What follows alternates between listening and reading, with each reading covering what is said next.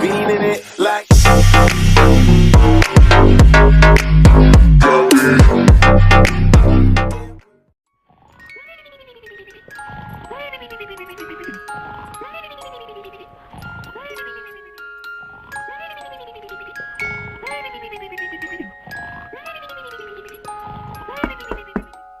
Oh putain, mais qu'est-ce qui est en train de me déranger pendant mon sommeil? Papy, c'est lui quoi? Qui? C'est moi, c'est lui quoi? Ah bah, passe par la porte de derrière, je retrouve plus les clés. Mais y a pas de porte derrière. Va regarder quand même. Mais non, mais je te dis que j'y suis, y a pas de porte. T'es sûr? Oui, je suis sûr. Ah, je sais pas alors. Je vais rester dans mon lit. Bon bah j'emploie la manière forte. J'arrive, papy.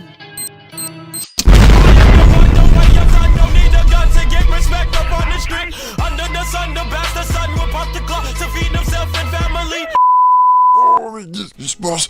Oh putain, ça fait la 8e fois qu'on me pète la porte cette semaine. Je commence à en avoir marre. Le quat, viens ici. Écoute, papy, j'arrive, mais il fallait bien que je rentre, t'as perdu la clé. Comment ça t'avais perdu la clé? Mais non, mais t'es con, c'est toi qui avais perdu la clé. Oh oui, je m'en souviens, je l'ai fait tomber, je ne sais où, mais bon, on s'en fout. Mais bon, voilà, franchement, t'aurais pas d'utiliser explosifs non plus, hein. Oui, mais c'est des explosifs que j'ai trouvés dans ton grenier. Oh mon grenier. Oui, dans ton grenier. Oh mon grenier. Dans la caisse marron. Ah, dans la caisse marron, oui, avec l'étoile dessus, oui. Oui, l'étoile. Oui, oui, je m'en souviens. Ah, ça me rappelle la bonne époque où j'étais à l'armée. Ah bon, tu peux m'en parler? Eh oui, ne t'inquiète pas, mon fiston, je vais te la raconter. Alors, c'était en 1997.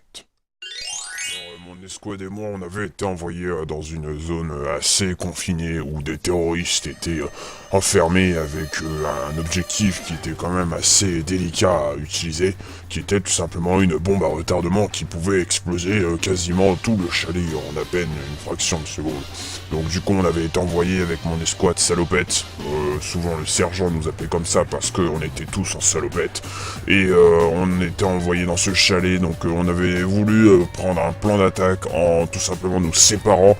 Alors il y avait Bernard, il y avait le petit Loris aussi hein, qui avait été envoyé dans un petit coin. Ensuite il y avait notre cher Robert qui était parti en reconnaissance de l'autre côté pour voir si les terroristes n'avaient pas établi des mitrailleuses à l'entrée du chalet. Ensuite on a regardé aussi s'il n'y avait pas des bombes qui étaient placées. Juste au moment où on se me suis rendu compte que plus personne ne répondait à la radio. Alors là j'ai commencé vraiment à stresser. Mais vraiment, je ne savais vraiment pas quoi faire, hein. J'étais perdu, je me retrouvais plus dans mes pensées.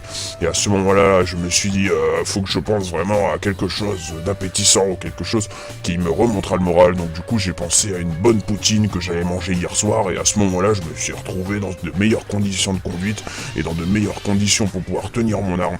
Donc du coup, j'ai attendu. Comme ma grand-mère me dit, il faut toujours attendre le bon moment pour pouvoir prendre la poutine comme il faut pour qu'elle soit ni trop chaude, ni trop froide. J'ai attendu, dans mon viseur, en attendant que les mecs arrivent. J'ai attendu, et encore, et encore, et encore. Parce que je savais très bien que ces terroristes allaient regarder si la bombe était bien en place et qu'elle allait bien exploser. Donc j'ai vraiment attendu très très très longtemps. J'ai voulu essayer de trouver une autre brèche pour pouvoir tout simplement tirer, pour pouvoir tout simplement aussi m'en occuper de ces terroristes. Et là, comme par hasard, il y en a un qui est sorti comme un gros con, je l'ai bourriné. Voilà, j'ai vidé le chargeur parce que bon, j'avais envie, point, c'est tout. Voilà. Ensuite, je me suis dit peut-être qu'ils allaient arriver dans un autre flanc, donc du coup j'ai décidé de regarder avec mon viseur où j'avais fait la brèche, et je me suis rendu compte qu'il y avait vraiment personne. Mais alors là, à ce moment précis, il y avait un petit terroriste qui a montré sa petite tête, et alors là, avec ma belle blanquette, j'ai tiré, et là, deuxième qui arrive. Il était impressionné aussi, je pense, il s'est mangé une tête aussi.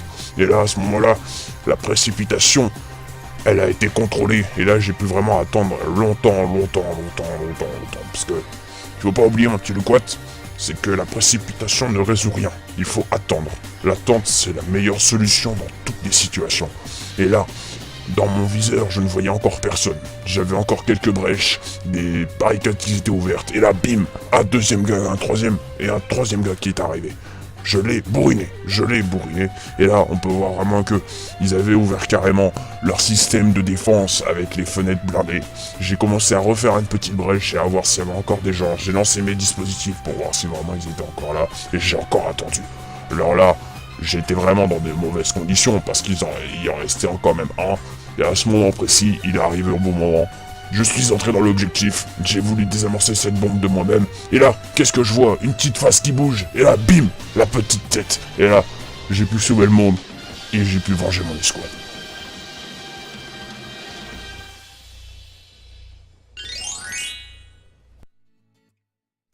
Ah là là, c'était la bonne époque. Bon, j'espère qu'elle t'a plu, ma petite histoire, mon petit Luquat. Bon, si t'as envie d'écouter une petite histoire en plus, hein, j'en ai pas mal en réserve. Hein. J'ai celle de 84, ou celle avec Jean-René en 77. Il y a aussi celle de 2001, où là, on s'est vraiment battu pour le bien de l'humanité. Voilà, donc tu n'hésites pas à venir me voir. Et surtout, avant de partir, n'oublie pas de fermer la porte à clé. Ah, merde, j'ai oublié que t'avais pété la porte. Bon, tu mets le placard devant la porte, comme ça, y a personne qui passera. Et tu diras bonjour à ta chine, à ta femme de ma part. Voilà, parce que je l'aime bien, hein, ne t'inquiète pas. Et voilà, si tu as envie d'une nouvelle histoire, tu sais où me trouver. Voilà, ne t'inquiète pas, la prochaine histoire sera vraiment fabuleuse.